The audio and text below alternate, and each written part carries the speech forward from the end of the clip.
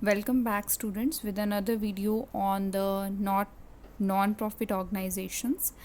Today we are going to discuss the final accounts of non-profit organizations.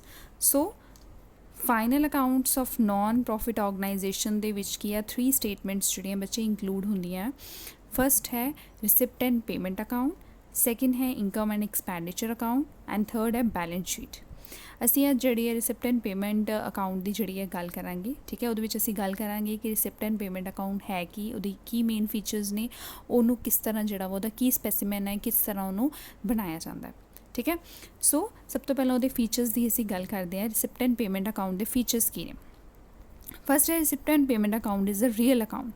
Receipt and payment account real account ਹੈ, ਜਿੱਦਾਂ ਕਿ ਇਹਨੂੰ ਨਾ ਇੱਕ ਕੈਸ਼, ਜਿੱਦਾਂ ਇੱਕ ਕੈਸ਼ ਬੁੱਕ ਅਸੀਂ ਪ੍ਰਿਪੇਅਰ ਕਰਦੇ ਹਾਂ ਨਾ, ਕੈਸ਼ ਅਕਾਊਂਟ ਪ੍ਰਿਪੇਅਰ ਕਰਦੇ ਹਾਂ। ਕੈਸ਼ ਅਕਾਊਂਟ ਜਿਹੜਾ ਵਾ ਉਹ ਰੀਅਲ ਅਕਾਊਂਟ ਹੈ। ਠੀਕ ਹੈ, ਰੀਅਲ ਅਕਾਊਂਟ ਦਾ ਰੂਲ ਸਾਨੂੰ ਕੀ ਕਹਿੰਦਾ ਹੈ, ਡੈਬਿਟ ਵਟ ਕਮਸ ਇਨ, ਕ੍ਰੈਡਿਟ ਵਟ ਗੋਜ਼ ਆਊਟ। ਇਹਦਾ ਮਤਲਬ ਜੋ ਵੀ ਅਮਾਊਂਟ ਸਾਨੂੰ ਰਿਸੀਵ ਹੋਏਗਾ ਉਹਨੂੰ ਅਸੀਂ ਕੀ ਹੈ ਡੈਬਿਟ ਸਾਈਡ 'ਤੇ ਇੰਕਲੂਡ ਕਰ ਦਾਂਗੇ, ਅਤੇ ਜੋ ਵੀ ਅਸੀਂ ਅਮਾਊਂਟ ਕੋਈ ਪੇ ਕਰਨੀ ਹੋਏਗੀ, ਜਿਹੜਾ ਅਮਾਊਂਟ ਸਾਡੇ ਕੋਲੋਂ ਜਾਏਗਾ, ਸਾਡੇ ਹੱਥੋਂ ਜਾਏਗਾ, ਅਸੀਂ ਉਹਨੂੰ ਕੀ ਹੈ ਕ੍ਰੈਡਿਟ ਕਰ ਦਾਂਗੇ। ਸੋ ਰਿਸਿਪਟ ਐਂਡ ਪੇਮੈਂਟ ਵੀ ਅਕਾਊਂਟ ਵਿੱਚ ਵੀ ਅਸੀਂ ਇੱਦਾਂ ਹੀ ਕਰਾਂਗੇ। ਰੀਅਲ ਅਕਾਊਂਟ ਹੋਣ ਕਰਕੇ ਇਹਦੇ ਉੱਪਰ ਕੀ ਹੈ ਰੀਅਲ ਅਕਾਊਂਟ ਦਾ ਰੂਲ ਜਿਹੜਾ ਵਾ ਉਹ ਇੰਪਲੀਮੈਂਟ ਹੋਏਗਾ। ਇਹਦਾ ਮਤਲਬ ਜੋ ਵੀ ਰਿਸਿਪਟਸ ਹੋਣਗੀਆਂ ਉਹਨਾਂ ਨੂੰ ਅਸੀਂ ਡੈਬਿਟ ਸਾਈਡ 'ਤੇ ਲਿਖਾਂਗੇ, ਅਤੇ ਜੋ ਵੀ ਪੇਮੈਂਟਸ ਹੋਣਗੀਆਂ ਉਹਨਾਂ ਨੂੰ ਅਸੀਂ ਕ੍ਰੈਡਿਟ ਸਾਈਡ 'ਤੇ ਲਿਖਾਂਗੇ। ਕਲੀਅਰ। Second है it start with the opening cash and bank balance and close with the closing cash and bank balance।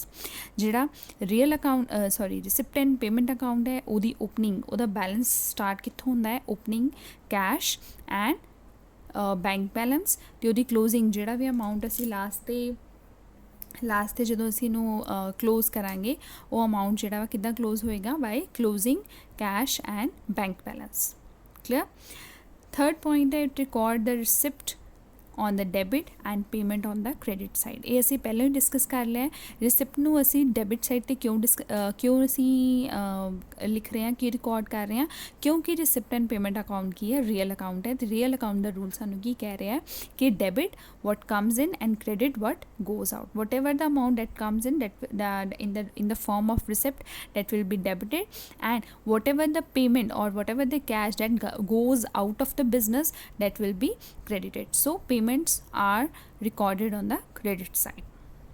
I hope clear. Fourth point, it records all cash receipts and payments whether capital and revenue nature. Receipt and payment account which असीं की है जो भी cash receive किया वा, ਭਾਵੇਂ ਉਹ ਅਸੀਂ ਰੈਵਨਿਊ ਆਈਟਮਸ ਤੋਂ ਕੀਤਾ ਹੈ, ਭਾਵੇਂ ਅਸੀਂ ਕੈਪੀਟਲ ਨੇਚਰ ਦੀਆਂ ਆਈਟਮਸ ਤੋਂ ਕੀਤਾ ਹੈ, ਅਸੀਂ ਉਹਨਾਂ ਨੂੰ ਰਿਕਾਰਡ ਕਰਾਂਗੇ ਰਿਸਿਪਟ ਐਂਡ ਪੇਮੈਂਟ ਅਕਾਊਂਟ ਵਿੱਚ। ਅਸੀਂ ਕਿਸੇ ਵੀ ਤਰ੍ਹਾਂ ਦੀ ਡਿਸਟਿੰਕਸ਼ਨ ਨਹੀਂ ਕਰਾਂਗੇ ਕਿ ਇਹ ਜਿਹੜਾ ਅਮਾਊਂਟ ਹੈਗਾ ਹੈ ਸਾਨੂੰ ਰੈਵਨਿਊ ਸੋਰਸ ਤੋਂ ਮਿਲਿਆ ਹੈ ਜਾਂ ਕੈਪੀਟਲ ਨੇਚਰ ਦੇ ਆਈਟਮਸ ਤੋਂ ਮਿਲਿਆ ਹੈ।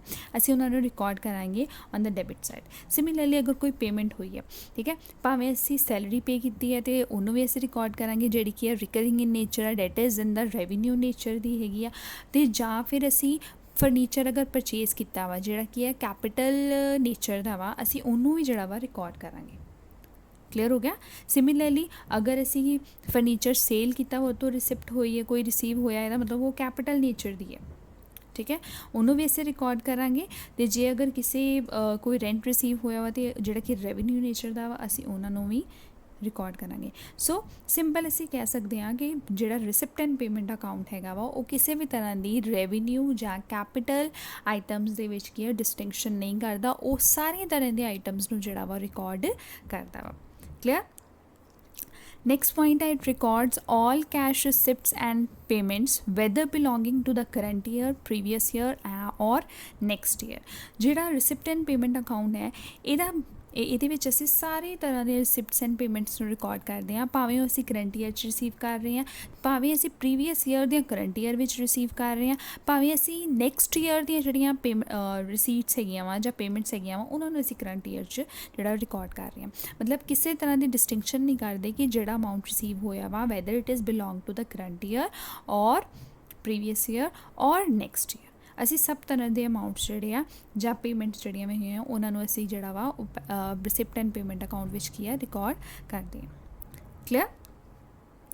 ਨੈਕਸਟ ਦੇਖਦੇ ਹਾਂ ਅਸੀਂ ਸਪੈਸੀਮਨ of the receipt and payment account ਅਸੀਂ ਕਿੱਦਾਂ ਪ੍ਰਪੇਅਰ ਕਰਦੇ ਹਾਂ। ਇਹ ਇਹਦਾ ਲੇਆਊਟ ਹੈ ਮੇਨ, ਇੱਕ ਸਾਈਡ ਰਿਸਿਪਟਸ ਐਂਡ ਇੱਕ ਸਾਈਡ ਪੇਮੈਂਟਸ।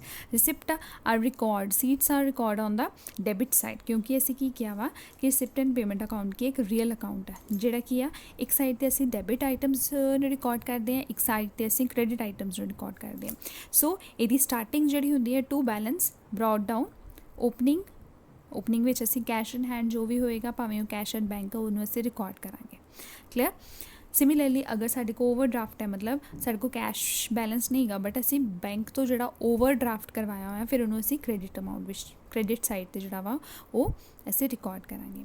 ਉਸ ਤੋਂ ਬਾਅਦ ਕੋਈ ਸਬਸਕ੍ਰਿਪਸ਼ਨ ਰਿਸੀਵ ਹੋਇਆ ਵਾ, ਭਾਵੇਂ ਉਹ ਪ੍ਰੀਵੀਅਸ ਈਅਰ ਦਾ ਹੈ, ਭਾਵੇਂ ਉਹ ਕਰੰਟ ਈਅਰ ਦਾ ਹੈ, ਭਾਵੇਂ ਉਹ ਨੈਕਸਟ ਈਅਰ ਦਾ, ਅਸੀਂ ਰਿਕਾਰਡ ਕਰਾਂਗੇ। ਕੋਈ ਐਂਟਰੀ ਫੀਸ ਅਸੀਂ ਰਿਸੀਵ ਕੀਤੀ ਆ, ਕੋਈ ਨਿਊਜ਼ਪੇਪਰਸ ਵਗੈਰਾ ਸੇਲ ਕਰਕੇ ਸਾਨੂੰ ਰੈਵਨਿਊ ਹੋਇਆ ਵਾ, ਠੀਕ ਹੈ, ਉਹਨੂੰ ਵੀ ਅਸੀਂ ਰਿਕਾਰਡ ਕਰਾਂਗੇ। ਗਵਰਨਮੈਂਟ ਵੱਲੋਂ ਕੋਈ ਗ੍ਰਾਂਟ ਆਈ ਆ ਉਹਨੂੰ ਵੀ ਅਸੀਂ ਰਿਕਾਰਡ ਕਰਾਂਗੇ। ਕੋਈ ਮੈਂਬਰਸ਼ਿਪ ਫੀਸ ਜਿਹੜੀ ਆ ਉਹ ਮੈਂਬਰਸ ਨੇ ਪੇ ਕੀਤੀ ਆ ਉਹਨੂੰ ਵੀ ਅਸੀਂ ਰਿਕਾਰਡ ਕਰਾਂਗੇ। ਸਿਮਿਲਰਲੀ ਪੇਮੈਂਟ ਸਾਈਡ ਦੀ ਅਗਰ ਗੱਲ ਕਰੀਏ ਤਾਂ ਪੇਮੈਂਟ ਸਾਈਡ ਵਿੱਚ ਕੋਈ ਅਗਰ ਸਪੋਰਟਸ ਦੀ ਪੇਮੈਂਟ ਕੀਤੀ ਹੈ, ਕੋਈ ਸੈਲਰੀਜ਼ ਪੇ ਕੀਤੀਆਂ ਵਾ, ਕੋਈ ਫਰਨੀਚਰ ਪਰਚੇਜ਼ ਕੀਤਾ ਵਾ, ਕੋਈ ਆਡਿਟ ਫੀਸ ਪੇ ਕੀਤੀ ਹੈ, ਜਾਂ ਕੋਈ ਰੈਂਟ ਪੇ ਕੀਤਾ ਹੈ, ਜਾਂ ਪ੍ਰਿੰਟਿੰਗ ਸਟੇਸ਼ਨਰੀ ਇਲੈਕਟ੍ਰਿਸਿਟੀ ਦੇ ਚਾਰਜਸ ਅਸੀਂ ਪੇ ਕੀਤੇ ਨੇ, ਜਾਂ ਕੋਈ ਚੈਰਿਟੀ ਜਿਹੜਾ ਵਾ ਅਮਾਊਂਟ ਜਿਹੜਾ ਵਾ ਰਿਸੀਵ ਕੀਤਾ ਉਹਨੂੰ ਅਸੀਂ ਜਿਹੜਾ ਵਾ ਪੇਮੈਂਟ ਸਾਈਡ 'ਤੇ ਰਿਕਾਰਡ ਕਰਾਂਗੇ। ਉਸ ਤੋਂ ਬਾਅਦ ਅਗਰ ਤਾਂ ਇਹ ਬੈਲੈਂਸ ਜਿਹੜਾ ਵਾ ਕ੍ਰੈਡਿਟ ਬੈਲੈਂਸ ਜਿਹੜਾ ਵਾ ਉਹ ਸਾਡਾ ਘੱਟ ਹੈ, ਡੈਬਿਟ ਬੈਲੈਂਸ ਜਿਹੜਾ ਇਹਦਾ ਮਤਲਬ ਰਿਸੀਟਸ ਸਾਨੂੰ ਜ਼ਿਆਦਾ ਵਾ ਅਤੇ ਪੇਮੈਂਟ ਸਾਨੂੰ ਘੱਟ ਹੈ, ਠੀਕ ਹੈ। ਰਿਸੀਟਸ ਅਗਰ ਮਤਲਬ ਜਿਹੜਾ ਅਮਾਊਂਟ ਅਸੀਂ ਰਿਸੀਵ ਕੀਤਾ ਵਾ ਉਹ ਜ਼ਿਆਦਾ ਵਾ ਅਤੇ ਪੇਮੈਂਟ ਸਾਈਡ ਜਿਹੜੀ ਹੈ ਘੱਟ ਹੈ, ਫਿਰ ਉਹ ਕ੍ਰੈਡਿਟ ਸਾਈਡ 'ਤੇ ਅਮਾਊਂਟ ਜਿਹੜਾ ਵੀ ਆਏਗਾ ਉਹਨੂੰ ਅਸੀਂ ਲਿਖਾਂਗੇ by balance carry down cash in hand ਅਤੇ ਕੈਸ਼ ਐਟ ਬੈਂਕ। ਕਿੰਨਾ ਅਮਾਊਂਟ ਜਿਹੜਾ ਸਾਡੇ ਹੱਥ ਵਿੱਚ ਹੈ ਅਤੇ ਕਿੰਨਾ ਸਾਡੀ ਬੈਂਕ ਵਿੱਚ ਹੈ। ਸਿਮਿਲਰਲੀ ਅਗਰ ਪੇਮੈਂਟ ਸਾਡੀਆਂ ਜ਼ਿਆਦਾ ਹੋਈਆਂ ਵਾ ਬਟ ਅਸੀਂ ਰਿਸੀਵ ਘੱਟ ਕੀਤਾ ਵਾ ਅਤੇ ਉਸ ਕੇਸ ਵਿੱਚ ਅਸੀਂ ਟੂ ਬੈਲੈਂਸ ਕੈਰੀ ਡਾਊਨ ਲਿਖਾਂਗੇ ਬੈਂਕ ਓਵਰਡਰਾਫਟ। ਕਲੀਅਰ ਬੱਚੇ, ਇਹ ਅੱਜ ਅਸੀਂ ਡਿਸਕਸ ਕੀਤਾ ਹੈ ਰਿਸਿਪਟ ਐਂਡ ਪੇਮੈਂਟ ਦੇ ਫੀਚਰਸ ਪਲੱਸ ਉਹਦਾ ਕੀ ਜਿਹੜਾ ਲੇਆਊਟ ਹੈਗਾ ਵਾ ਕਿਸ ਤਰ੍ਹਾਂ ਅਸੀਂ ਉਹਨੂੰ ਪ੍ਰਿਪੇਅਰ ਕਰਨਾ ਵਾ ਉਹ ਅਸੀਂ ਅੰਡਰਸਟੈਂਡ ਕੀਤਾ ਵਾ। ਅਸੀਂ ਨੈਕਸਟ ਲੈਕਚਰ ਵਿੱਚ ਜਿਹੜਾ ਵਾ ਉਹ ਰਿਸਿਪਟ ਐਂਡ ਪੇਮੈਂਟ ਦੇ ਰਿਗਾਰਡਿੰਗ ਇੱਕ ਪ੍ਰੈਕਟੀਕਲ ਪ੍ਰੋਬਲਮ ਜਿਹੜੀ ਆ ਸੋਲਵ ਕਰਕੇ ਵੇਖਾਂਗੇ ਕਿ ਇਹਨੂੰ ਰਿਸਿਪਟ ਐਂਡ ਪੇਮੈਂਟ ਅਕਾਊਂਟ ਨੂੰ ਅਸੀਂ ਬਣਾਉਣਾ ਕਿੱਦਾਂ। Thank you.